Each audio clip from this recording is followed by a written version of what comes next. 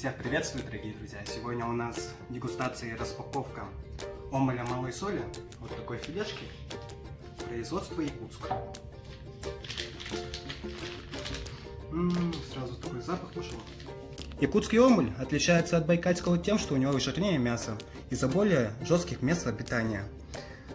Эта рыба выбирает только самую чистую воду, тем более в Якутии, где градусов достигает до минус 40, так что тут точно не будет никаких паразитов. Экологически чистый продукт. Разделывается он очень просто. Берем нож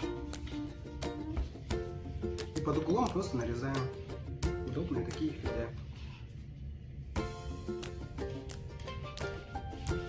Вот так он выглядит на моем бутерброде.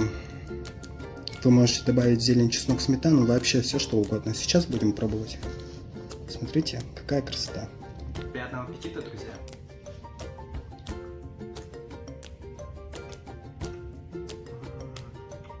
Команда Arctic Express поздравляет всех с наступившей весной и с майскими праздниками. Порадуйте себя, своих родных, самой свежей и вкусной рыбой в Москве.